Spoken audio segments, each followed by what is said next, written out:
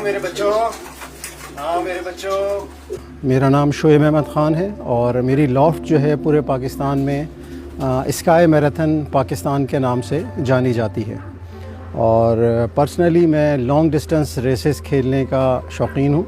आज से कोई 9 साल पहले मेरे पड़ोस में एक साहब शिफ्ट हुए थे। उनके पास ये स्पेशल ब्रीड है जो रेसेस के लिए यूज़ की जाती है, जिसको रेसर पिजन कहते हैं। पूरी दुनिया में मुख्तलिफ़ डिस्टेंसेस की रेसेस को परफॉर्म किया जाता है और हम पाकिस्तान में भी इसी तरह से शॉर्ट डिस्टेंस रेसेस जो कि 300 GPS जो हवाई फासला हम लेते हैं 300 GPS तक के शॉर्ट डिस्टेंस रेसेस परफॉर्म करता है।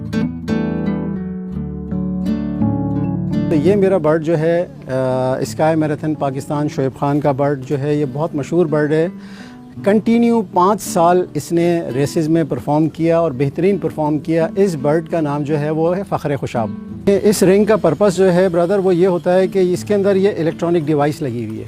ठीक है जी, ब्लैक सा जो आपको डॉट नज़र आ रहा है ये पूरी डिवाइस है इसके अंदर।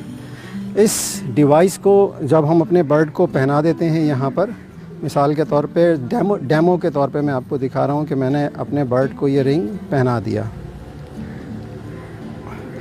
ये रिंग पहनाने के बाद मैंने ये डिवाइस लॉक कर दी, ठीक हो गया।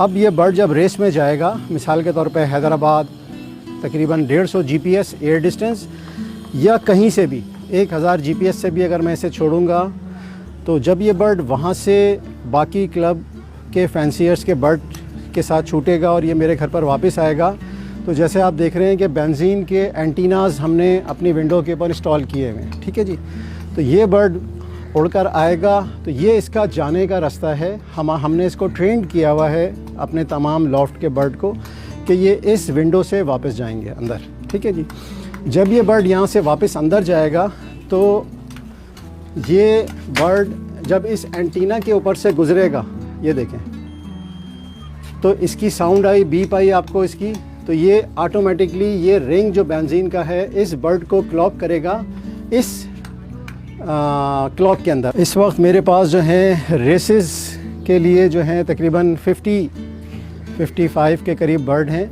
बहुत कम ऐसे फैंसियर पाकिस्तान में हैं जिनके पास इतने ज़्यादा क्वांटिटी में बर्ड हों जो कंटिन्यू 4-4 साल या 5-5 साल उन्होंने रेसेस में परफॉर्म भी किया हो और प्राइज़ भी विन किए हों। ये जो आपका जो शौक़ है और बेसिकली ये एक स्पोर्ट ही है जी, तो अगर कोई इसमें आना चाहे तो ये कबूतरों को किस तरीके से ट्रेन किया जाता है, उनको क्या चीज़ें खिलाई पिलाई जाती हैं, और इतनी लंबी लंबी जो रेसेस होती हैं तो उनको कैसे पता चलता है कि हमें अपनी क्या कहते हैं डेस्टिनेशन पे वापस आना है?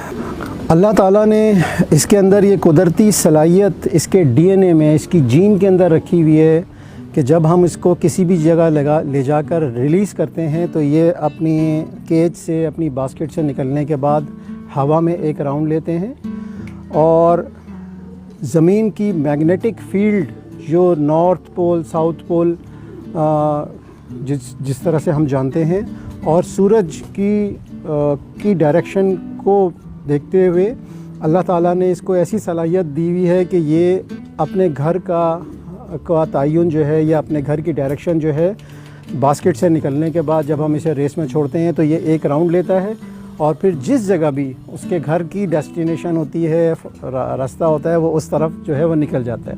हम अपने बर्ड को फर्स्ट स्टेप में अपने घर के ऊपर उड़ा के उसकी सांस को पक्का करते हैं कि वो 1-1.5 घंटा एक गो में फ्लाई कर ले। जब हम इसको उड़ाते हैं तो आहिस्ता आहिस्ता 22 दिन में, 25 दिन में इसकी सांस इतनी बन जाती है कि जब ये आके बैठता है तो उसकी निशानी ये होती है कि इसकी चोंच नहीं खुलती, इसकी सांस नहीं फूलती। उसके बाद फिर हमारे पास बास्केट्स होती हैं, प्लास्टिक की या लकड़ी की बनी हुई बास्केट्स होती हैं। हम उसमें 10-10, 20-20 बर्ड डाल के पहले हम उसको 10 किलोमीटर से छोड़ कर आते हैं, फिर वो घर आ जाता है। फिर अगले दिन या 2 दिन के बाद हम उसे 20 किलोमीटर से छोड़ के आते हैं। तो इस तरह वो घर आता रहता है और हम उसको तकरीबन 70, 80 या 100 किलोमीटर या जैसे कराची से हैदराबाद तक के हम उसको छोड़ कर आते हैं और वो वापस आता है, तो इससे उसकी ट्रेनिंग जो है वो हो जाती है। इसमें हम सैटेलाइट को भी इस्तेमाल करते हैं, सैटेलाइट्स के थ्रू भी यूज़ करते हैं। इसमें हम हवाओं के रुख को भी कंसीडर करते हैं, इसमें हम टेम्परेचर को भी मॉनिटर करते हैं। बहुत सारी ऐसी चीज़ें जो साइंस से रिलेटेड हैं वो हम इस गेम के अंदर शामिल किए बगैर इस गेम को सक्सेसफुली खेल नहीं सकते।